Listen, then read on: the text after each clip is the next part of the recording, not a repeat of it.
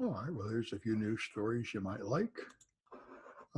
This one's from about 6 months ago, and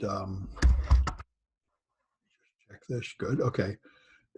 The National Institute of Standards is finishing the selection of a post-quantum cryptography suite, which will resist quantum computers. Currently, what's recommended is AES, and I think RSA and elliptic curve cryptography, which are fine, but the public key versions of them can be broken by quantum computers in theory, although there is no hardware that can do it yet. So they're having a selection process, and they've got it down to just a few finalists. And so IBM has announced that they're offering quantum safe cryptography because there's only 4 finalists for cryptography, for encryption, and 2 for signatures. And IBM has candidates in both groups. So IBM is one of the top 4 remaining.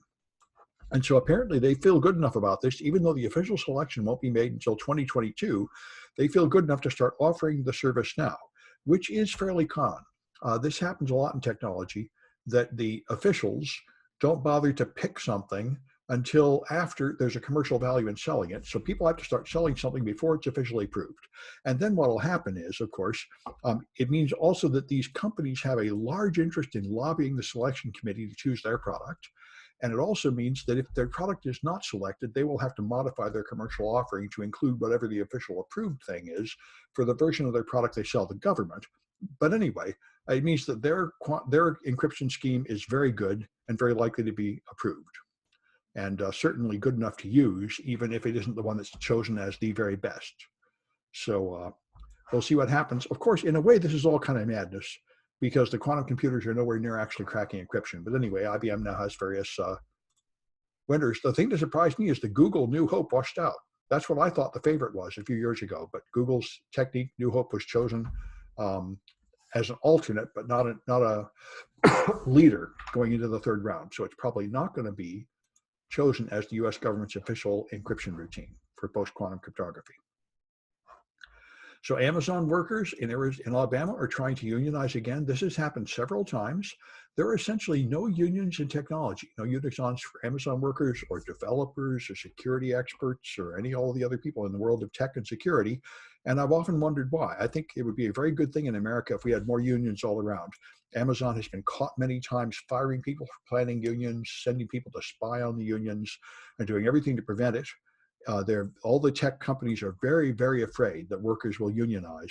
So Amazon's trying again. We'll see what comes of it.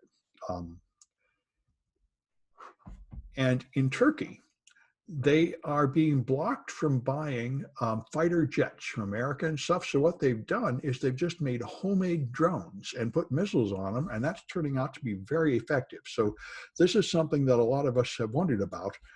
The drones are much smaller, much simpler, much cheaper to build, and it may be much more cost effective to build drones and militarize them. Another thing, which I haven't seen used yet, there are concepts of this, is make a drone really small, like about the size of a mosquito, and just put a drop of poison in it. And then you can kill people, and there's really almost no imaginable defense against it. But these are the typical kind of drones that carry a laser-guided missile and blow things up. But anyway, that's a pretty easy thing to make. You don't really need a partner with high tech to do it. And Turkey's building their own. The Supreme Court just overthrew a law saying that you cannot close churches even for COVID safety. And the surprising thing about that is that the case was moot. It had already been dropped by the time it went before the Supreme Court. So normally that means the Supreme Court will not rule. There's a fundamental rule of all court systems that they never bother to make any determination that is not necessary. They always try to do the minimum decision necessary in the current situation, rather than stating some principle that goes beyond the current case. But now that they've added Amy Coney Barrett to the Supreme Court, there's a 6-3 conservative majority, and they overruled the Chief Justice, who's also conservative, but wouldn't go along with this unprecedented decision. So we do have a sort of radical right Supreme Court that is trying to push through the conservative agenda, even at the expense of normal legal precedents. So they're really activists legislating from the bench for the conservative side. So we can expect a whole lot more really conservative activity. So here's the CFAA is going to go up there for reexamination, the Computer Fraud and Abuse Act. I don't know what they're going to do. The Computer Fraud and Abuse Act currently is extremely problematic. It's how all hackers get prosecuted, essentially. And what it says is you've committed a crime if you perform unauthorized access to a computer, and what is authorized is very unclear. It is very hard to know what's authorized. Even if you use a website in a way that the developer didn't intend for you to use it, then that's considered unauthorized sometimes. So right now it's very unclear. I highly doubt this Supreme Court will make it better, but we will see what they do. But another case is going up there. This is a new attack I've never heard of before. I've seen a couple of papers in the last couple of weeks about these cryptographic schemes where you can encrypt something and it is possible to decrypt it with the wrong key and still create valid output. And if that is the case, then there are strange attacks that become possible. And one of them is this thing called a partitioning oracle. And this apparently will crack into Shadowsock's servers, which is a VPN-like solution designed to evade the Great Firewall of China. It's in my homework in some of my classes where you set up Shadowsock servers. They're easy to set up. And the end result is quite like a VPN, although technically it's a little bit different. And anyway, apparently you can perform these partitioning oracle attacks and make brute force attacks faster against them. So it'll be interesting to see what comes of that. There are some cryptographic schemes where you include something like a hash of the key or something so that you cannot possibly decrypt it except with the right key. That's people are talking about adding that into authenticated encryption schemes to prevent this sort of attack. So as I'm sure everybody knows, in America, we have a bizarre, contradictory, senseless situation where they have shut down large portions of the economy, so you can't go to work, and yet the government has not provided any funds. There was some unemployment, but that ran out, or it's about to run out. There was the one-time stimulus payment of $1,200. In Britain, they decided, okay, everybody has to stay home, so we're going to pay you 80% of your paycheck for the next 8 months, no questions asked, which is what you need to do. But in America, because of our very strange system, we have this bizarre situation where you can't go to work, it's not safe, and your business is shut anyway, but you aren't getting any pay anyway. And so apparently in Washington, the prevention of kicking people out of their homes is going to run out. So in January, 150,000 people or something are going to be thrown out of their homes or at risk to, and the government doesn't have enough money to fund them all and give them help. So it is, America's handling this pandemic has been outrageously bad. We are the worst nation on earth. It's just amazing. We're humiliated around the world. We've just placed everyone in bizarre, senseless positions like this where they have to go out and work even when it's not safe. The businesses are going to go broke. The nurses treating COVID patients don't have sufficient protective equipment and they don't have health care. So when the nurses get sick, they can't get treated. It's bloody madness. I was hoping we'd at least get socialized medicine out of this, but it looks like we aren't even going to get that. So anyway, we lumber along, but I think we're in a very bad place on the world stage right now. We are not seen as a company doing a good job, as a country with a good government anymore. So here's Amy Coney Barrett, and they have now decided Indiana. Indiana is, this was Jeff Sessions, I think, from Indiana. No, it was the current vice president, not Jeff Sessions.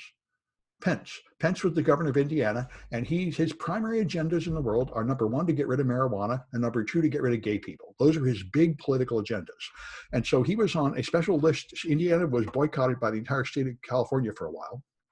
And so anyway, Indiana now wants to strip rights from same-sex parents. If a married couple of a man and a woman pay for a surrogate parent, so they get a child, but the child is only genetically related to one of them, that's perfectly fine. But if a lesbian couple does the same thing, they want to strip rights to them because they're an unnatural marriage and don't deserve this. And so it's anti-lesbian stuff, and it's pretty brutal. And Indiana has been very much on board with that. And they're going to try to do it before the Supreme Court. And all signs, I think, are that the Supreme Court will definitely go along with this. They want, that's just the kind of religious-based policy that the whole point of putting Amy Coney Barrett in was to push all this stuff through. Conservative, Christian, old-fashioned Christian morality, forcing people, no abortion, no gay people, all those right-wing measures.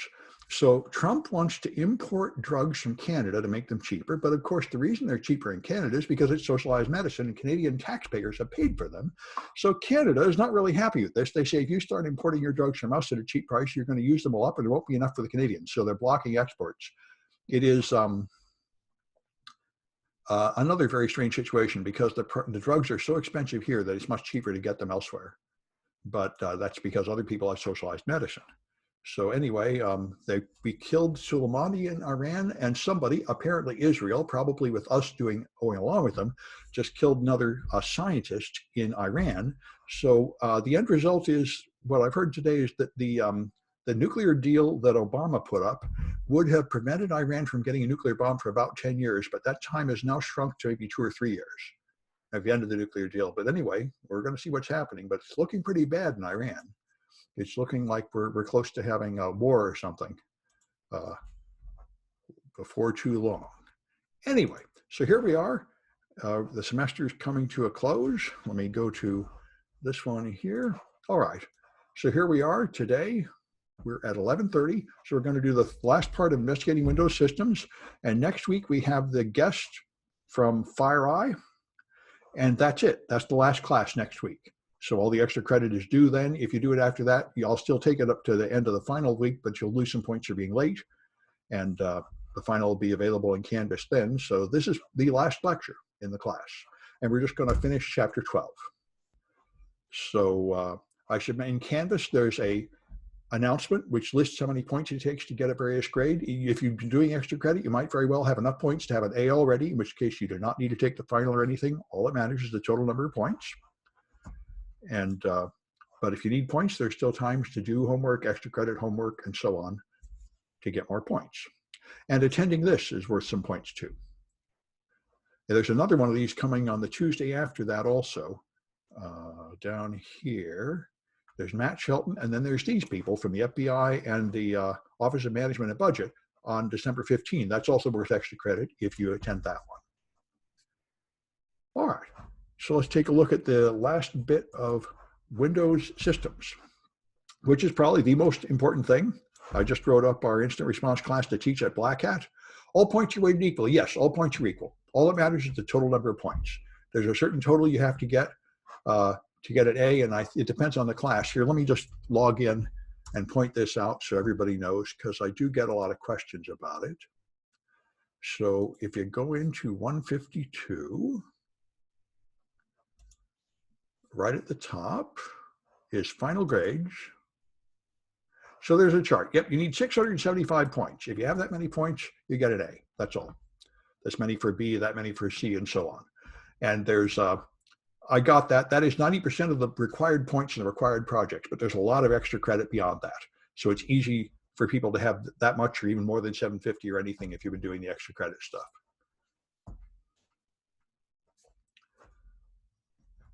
All right.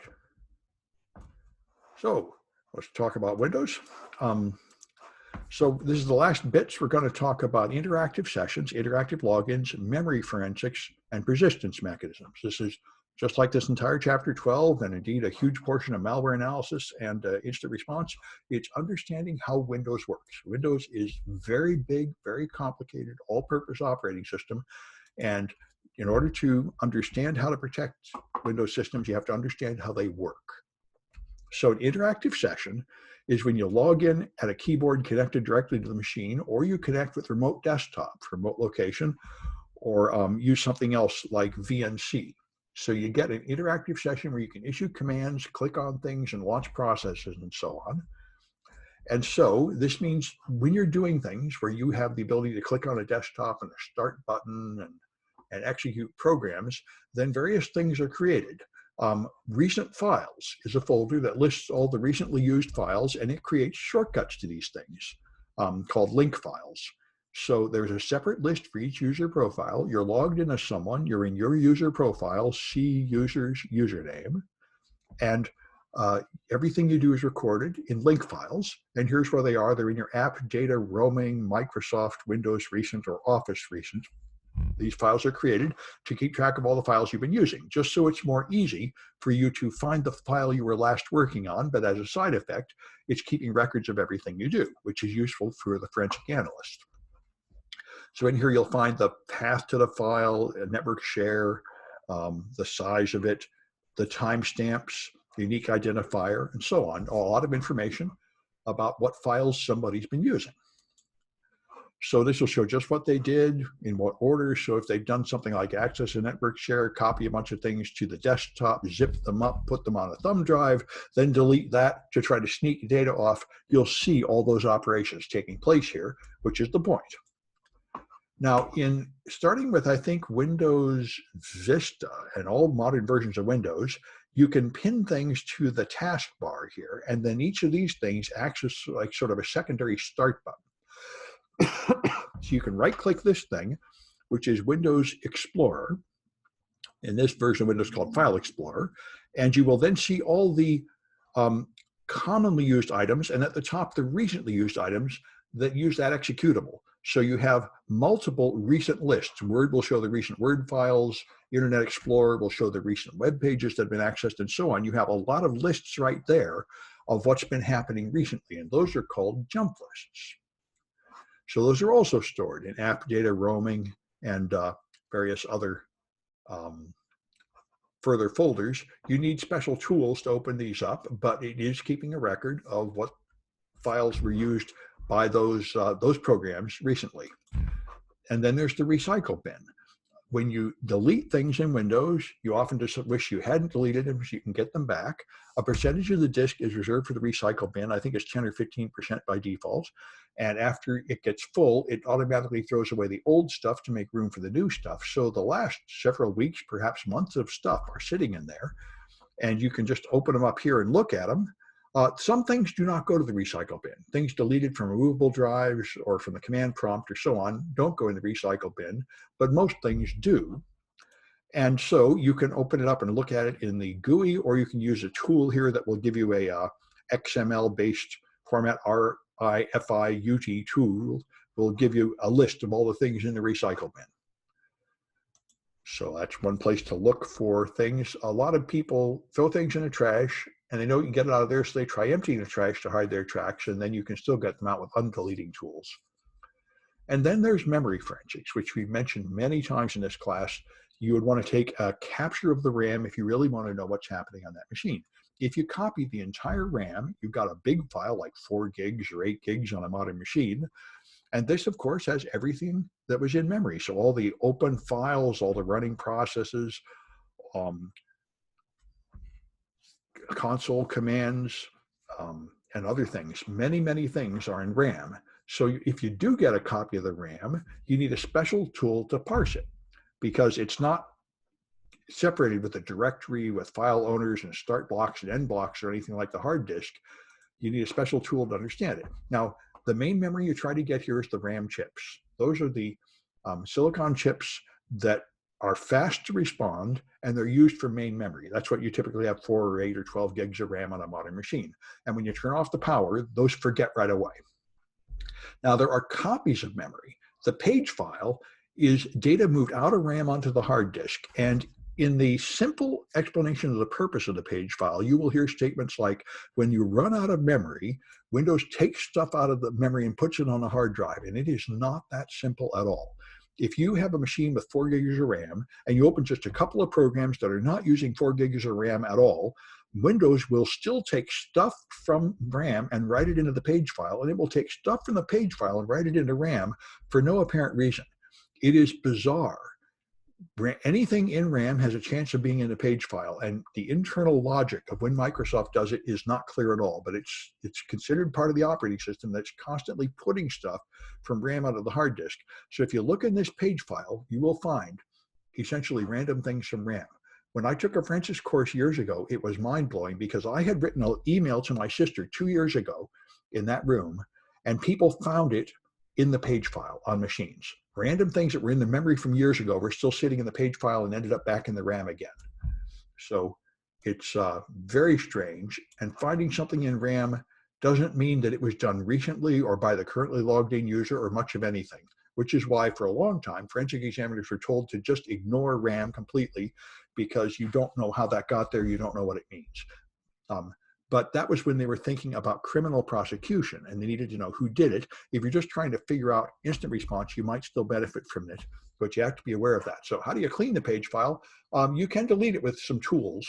I'm not sure Windows gives you an easy way to do it, but I think we'll talk about, there are some tools you can install that will clean it. Can't you turn off that feature to put memory in a page file? No, you cannot. That is an old trick from the days of Windows 2000 because of Linux machines, where you would turn off the page file to create a sort of IoT environment. And it was one of the common performance features people recommended in the days of Windows 2000 was to turn off the page file. And ever since Windows XP, Microsoft has said, do not do that. The operating system is intended to run with the page file. You can adjust the size of it, but we do not recommend turning it to 0. Now you can go into advanced system properties and you can adjust what drive the page file goes on and you can adjust its size. And I think you can set that to 0. And that might mean it doesn't save anything in the page file, although it might also mean it just ignores you. I'm not quite sure how that works. But Microsoft does not recommend it. They assume it's there, the operating system wants to use it, and it's difficult to control. So these are good questions, but the answer is not simple. In a Linux system, it's simple. You specify a special partition for the page file, you totally control it, you can turn it off. In Windows, it is kind of beyond your control, and Microsoft does not recommend turning it off. Then there's crash dumps. When the kernel crashes and you get the blue screen of death, it will dump some kind of memory so you can perhaps figure out what made it crash. The default is just the memory of the kernel itself, which is probably useful if you want to debug which driver caused it to crash, but it doesn't have any user data, so it's not of great forensic interest. And then there's small and complete memory dumps, which would be more useful, but they're bigger and not usually turned on by default.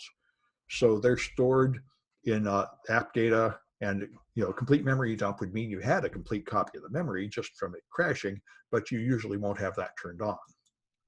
And then there's hibernation files. Your machine can go to sleep, or you can hibernate it, which means it is shut down and quit using power, but when you bring it back up, it's not going to give you a blank desktop. It'll open all your old programs and restore the memory. So when it's shutting down, it copies all the memory to the drive in a Hiber file and then restores it. And so this means you can have a complete copy of the RAM, and Volatility can parse these. So that is one way to go, this hibernation file, if it's turned on. So Volatility is the main tool to parse a memory dump. And so it can recover your processes, the complete path of them, the command line, the number of threads, network connections, text from notepad files, commands executed in command prompt windows that are open, just all kinds of good stuff Volatility can find in there. So it's included with Kali. You just do Python vol.py, and then there's a series of commands. This is the PS list, but you do have to have a profile for the exact version of Windows you're using. So this is Windows 2008 Service Pack 1, 32-bit. You have to have a profile for just the right version of Windows, which is what it uses to parse it out and create all these lists. And but apparently they've now got some modern versions for Windows 10 and Windows 2016 for Volatility. They were a little slow updating it, so I got sort of frustrated with using it in projects. But supposedly it's now up to date and could be used on modern versions of Windows again. So let's take a look at 12C1. I used to use it a lot back in the days of like Windows 2008 and XP, but for a while there I moved away from it because it hadn't been updated. 12C1 is this one. All right.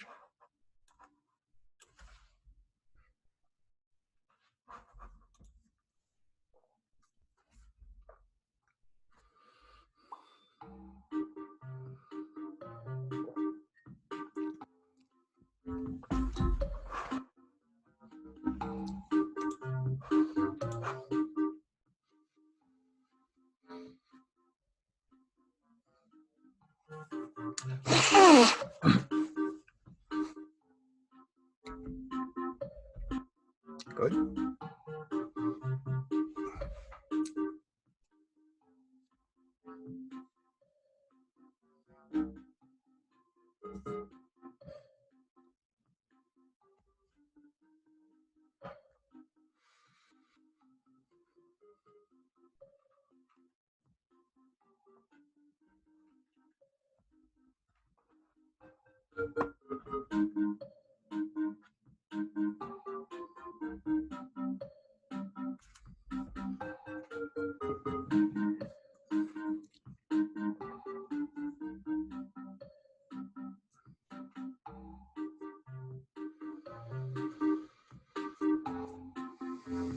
All right. I think maybe that's it.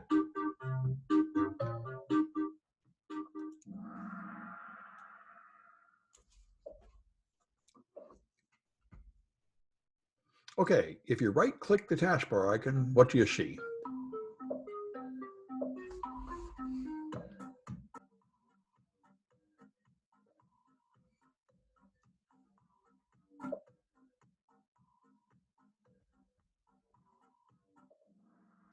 That's a jump list. By the way, it might seem useless, but it is real important in using Windows to learn the right official Windows term for everything. Without that, you can't really do Google searches effectively. You know, it really helps to learn the right Microsoft terms for Windows objects. All right, which one do you need a live acquisition to get?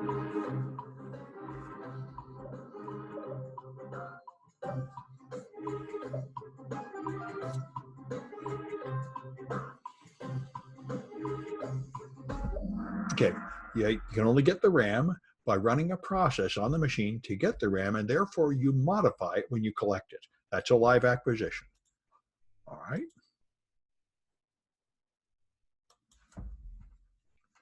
All right, which one contains the entire contents of RAM?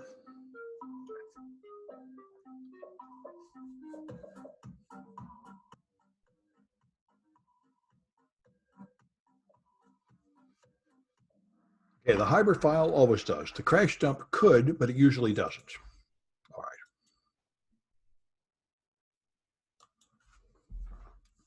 right. And which one contains only the kernel memory?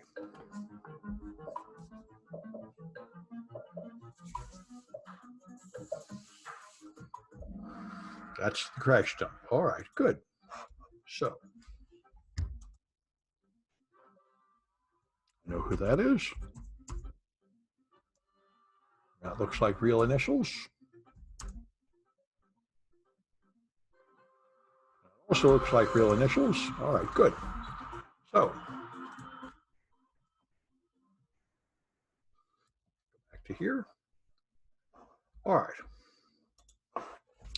So handles, if you have done any C programming, you open a file, you say FP equals F open file name read only, and the F is now the handle to the file. So every object that you use typically has a handle to it. And this is files, devices, and many other things. So you can see the handles created while something's running if you look in, say, Process Explorer. And mutexes or mutants are special handles which are not only point to object of some sort, but they're shared with other processes. So other processes can see that you're using something. And this is how you record the fact that I am using something in this program, so you better not use it over here until I let go of it, and so on. And this is commonly used by malware to mark the box as infected, so that when the user clicks on an attachment again and tries to infect it again with the same malware, the malware will notice this box is already infected, don't try to infect it again. So it's, of course, a very useful indicator of compromise. So here's Zeus, one of the common banking Trojans that went open source and very common. And here's Volatility being used to look in a memory capture of an infected machine showing the handles. And here you see a Vera 2108, which sounds like some kind of antivirus product, but what that is the fingerprint of Zeus, because, of course, they always try to give misleading names to objects in malware. So that is the mark that this box is infected by Zeus. And if you just open Notepad, you can go into Process Explorer and look at the handles, and you'll see there are some files open, there are some registry keys with handles to them, and there's a mutant for Notepad, which is ASM mutex default. I don't know what that is, but it's of course not malicious. It's some kind of default mutant created by Notepad for some purpose that I don't know, but anyway. So mutants are not necessarily malicious. They might serve a good purpose. And then there's sections. Each process runs in a virtual address space. Every user-land program believes that it is running at memory location 400,000 in hex. That's a virtual address. So they have some RAM, and they can address some RAM, but they cannot reach the RAM controlled by any other process. So the operating system swaps data in and out of the memory, and this is controlled by the virtual address descriptor tree. That is the kernel structure that shows which real memory is mapped to each process. So they live in sort of little containers like virtual machines. And so you can open this thing, VM map from sysinternals, and it will show you the memory map. So here's a whole bunch of objects, a mapped file, an image, shareable memory, heap memory, image memory that's randomized. It's amazing how complicated even a simple thing like Notepad is in Windows. There are many, many memory segments, and this shows you how big they are and the permissions on them, and so on. So here's the Notepad DILs, the libraries used by it. You can see them in Process Explorer, and even Notepad, a very simple program, loads more than a dozen libraries. Here's the executable, and here's all the Windows libraries it's using for all the various things it does. And that's, of course, the main way malware works on Windows is by injecting malware into libraries, because at runtime, you link to other programs outside the original code, and that makes it an easy way to add malicious DILs. So you can take any of these libraries and replace them with a malicious library and trick a program like Notepad or whatever else is running into loading it, and now you trick the machine into running malware. So you could try to put a malicious DIL instead of a system DIL, and then if you're checking for digital signatures, your malicious DIL will not have an official Microsoft signature like it should, so that would find it. It'll have a different hash value if the code is different. So you might be able to detect this. And there are various defenses we'll talk about to try to prevent people from using masquerading DILs that pretend to be Windows system libraries. Other things you find in memory: network connections, drivers, command history, strings. Some login credentials are stored in memory, although these days that's not as common as it used to be, that they'd be just sitting there in plain text. But they might be there, depending on what programs you're doing with them. The page file has got no intrinsic structure, but you can find strings in there. But you might find signatures from your antivirus in there that make it look like you're infected when you aren't. There was a case I heard about from one of my forensic teachers where they accused an elementary school teacher of going to pornographic websites in class, and they found a bunch of URLs to porn sites in the registry with a tool like this and said, there, this proves you've gone there. But what that was the database for an anti-malware tool that had listed all these sites to block. Doesn't mean that anybody had been to those sites, but you did find those strings. And so this is important when you're looking at strings, is to realize that you don't know what it means. That string is in there, but you don't know if that means that that was used or who did it or what. All you know is it contains that text. All right, so anyway, in memory, you can use process injection and hooking. These are common tricks. Process injection is where you alter the memory contents of a running process. So now it does something different. When you launch a program, the operating system copies the executable from the hard drive into memory and then runs it there. But if you modify it in memory after it's loaded, it will continue to run and be the wrong program running. So that's process replacement. And there'll be no evidence left on the hard disk of this. It's in memory only. So you can use Windows API calls to modify the contents of memory. As long as you have administrator privileges, you can just write malicious code to the memory, or you can force the target process to load a library. Either way will work. So process replacement, you launch it, put it in a suspended state, then change it, then resume it.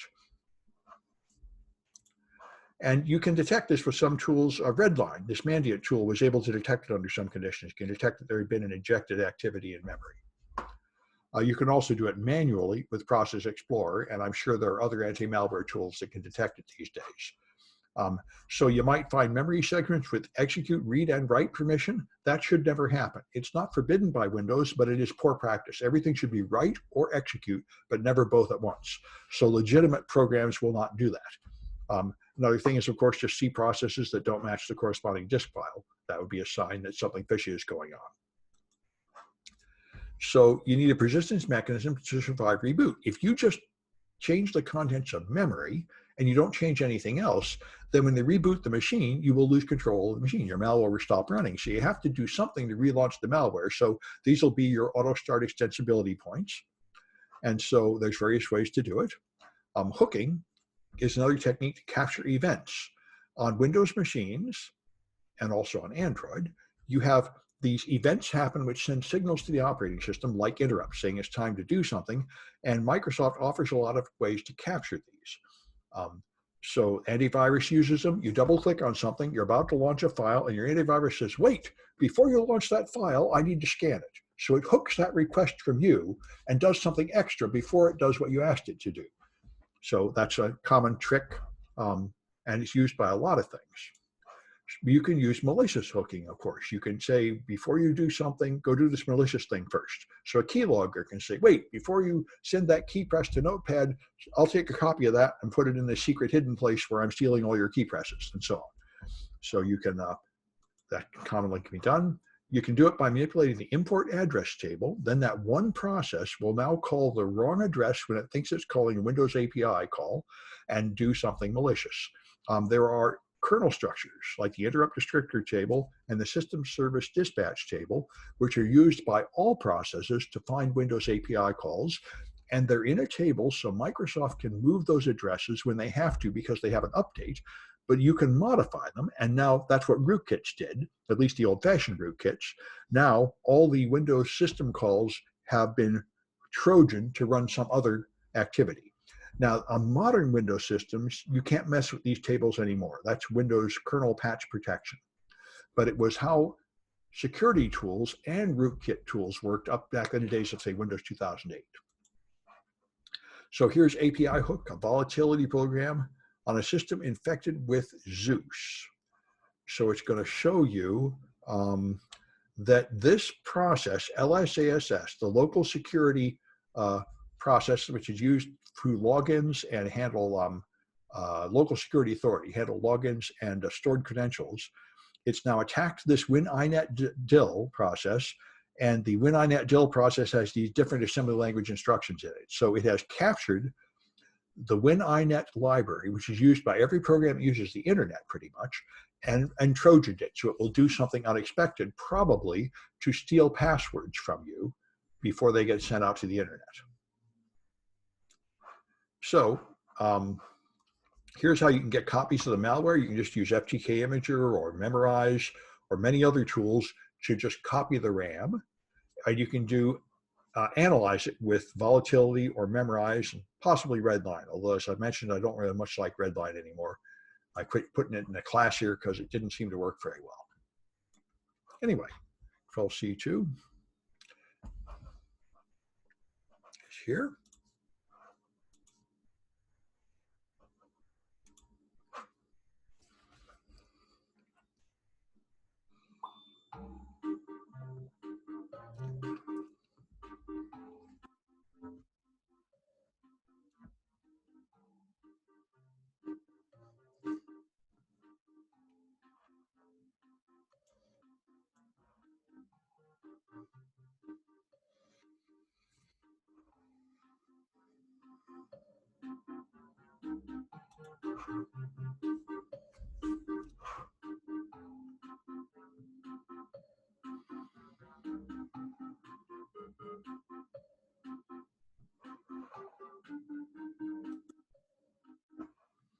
All right, I reckon that's it.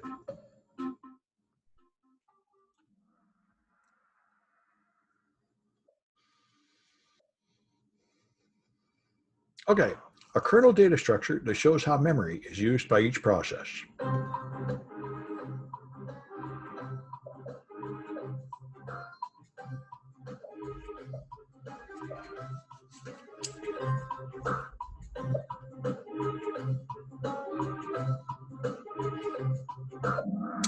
It's the VAD, and I think it's Virtual Address Dispatch. Let me get the full name of that because I always forget what it stands for.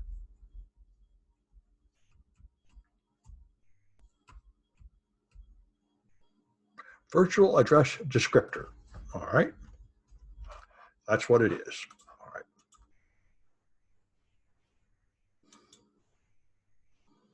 All right, malware signatures, even when there's no malware on a system.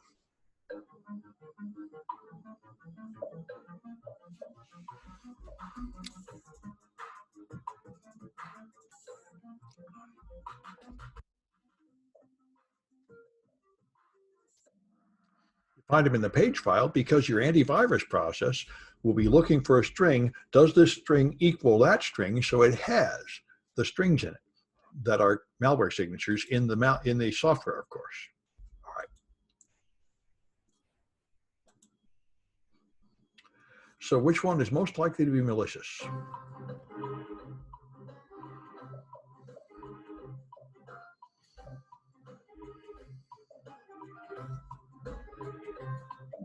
All right, injection is, of course, the malicious activity there. And which one is used by malware to prevent reinfection?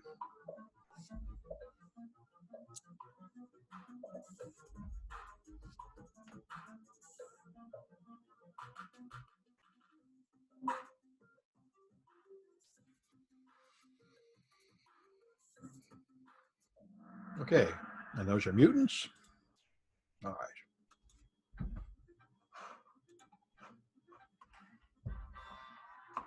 All right.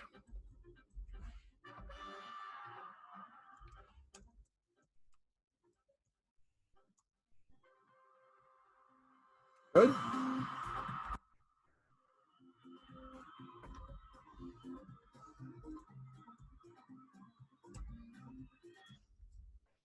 Okay. All right. And so other persistence mechanisms. We'll talk about startup folders, recurring tasks, and a few more. Startup folders, this is the old-fashioned normal way to make something start automatically if you're not trying to be sneaky. You just put a shortcut to it in the startup folder, either for all users or one user, and every time that person logs in, it will automatically launch those programs. So that's an option. It used to be on Windows XP. You'd just right-click the Start button and explore it. It would take you to the startup folders.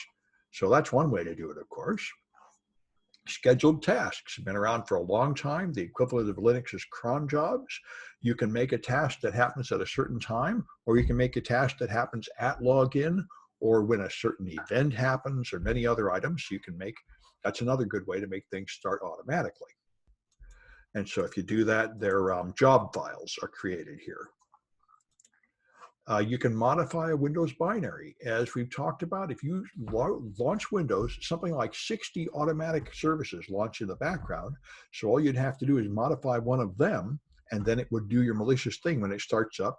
If you could add malicious code to a Windows binary, and then you could use a timestamp program to make the timestamps appear to be old time. Now that would change the hash and break a signature, but not all signatures are enforced and not all binaries are signed, even in modern versions of Windows. So you just have to find the one that doesn't have that protection yet. That's an option. If you do mess with Windows system files, you're likely to break parts of Windows.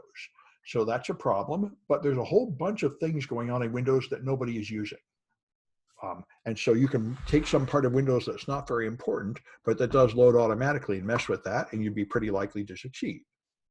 So if you want to defend yourself, Microsoft had Windows File Protection, and this was replaced by Windows Resource Protection, which won't let you alter certain resources unless you have trusted installer permissions, so it's more difficult, although I think if you get system right permissions, you can probably overcome it. I know if you add the product Tripwire to your machine, it will check the hashes of every file and let you know if things have been changed. And then there's the sticky keys attack. If you press the Shift key 5 times, Windows will conclude that you are perhaps handicapped and you can't control your fingers, and it will offer you some alternative way to log in, like you might have an eye-controlled login system or something. So that launches this thing called sethc.exe, which is supposed to be a accessibility feature for some alternative input mechanism. And if you replace that with cmd.exe, then press Shift key 5 times, the command shell will open and it will have system privileges, because you have to be able to launch it before you log in. So that's a pretty good trick called sticky keys. Now, it turns out Microsoft got fed up with everybody using sticky keys, so they blocked it, but there's another way to get the same result. by putting it in a debugger key. So when it thinks it's launching a debugger, it launches a command. And so that's another alternative way to do it. And Windows Defender can now detect that one. So as always, there's an endless escalation of the bad guys find a trick, so the good guys block it, so the bad guys find another trick, and on it goes. And the one I've talked about a lot here, and especially in the malware analysis course, we got a bunch of this working now. DIL load order hijacking and DIL proxying, tricking Windows into loading libraries that they shouldn't be loading. Now, normally, when you load a program like Notepad, it loads all those libraries, and the reason it does it separately is to save memory, because that library might already be in memory because some other program is already using it. So Notepad doesn't need to have its own copy of the library. It can just connect to the existing library. Now, in the old days, like Windows NT, it didn't store paths to many objects. It would just hunt for them. That turned out to be pretty risky. So now there's a known DILS registry key, which tells it where to find all these libraries. And if they're in here, it will only look in one place for them. And if it's not there, it will give up, which is much safer than hunting all over the place for it and giving me a chance to put an extra copy of a library in some foolish place like in your desktop, where it'll load the fake library instead of the real library. But not everything is protected by known DILs. And if it's not protected by known DILs, then it will start by looking where the application is loaded, then the working directory, then system32, then path. So, I get a chance to put a file with the same name somewhere else and trick your program into loading it. And if the malware analysis class now, we do that with libraries that have no valuable code in them at all, just malware. And you have to have a particularly foolish program that will fall for that. But we also set up complete DIL proxies that reproduce all the functionality of a real system library and then add malicious content. And those will fool any program that doesn't have these known DILs specified for everything. So it's really very powerful technique, and I was real glad to get it working. Anyway, so that's what goes on there.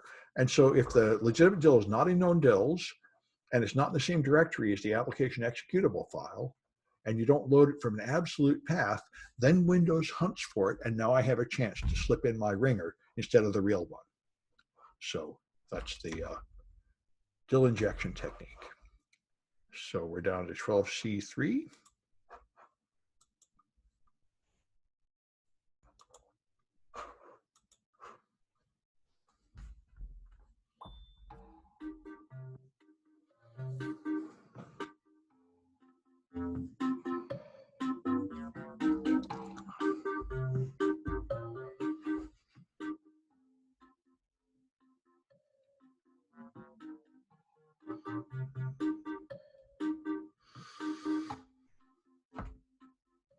All right, I think there's one more coming.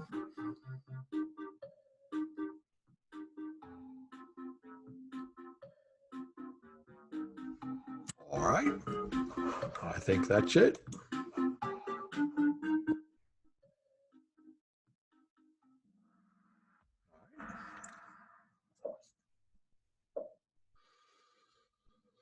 Okay, which one produces job files?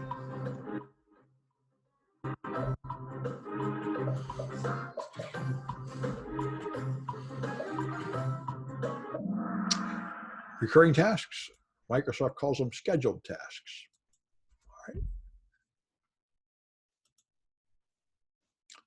All right, which one uses app data?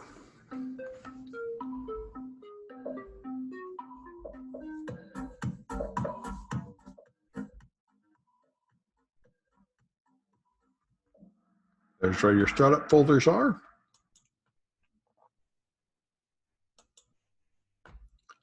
All right, which one happens when you press Shift 5 times?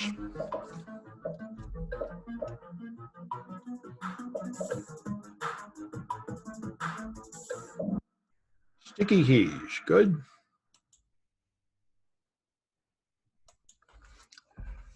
And what does WRP prevent?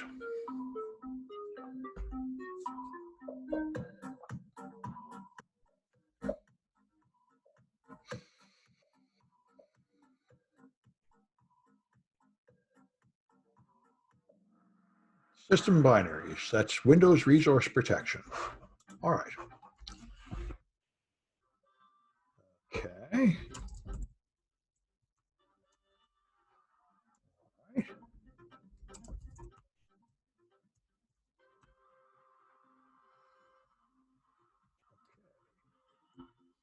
Right. Good. All right, I'll stop that recording and post it.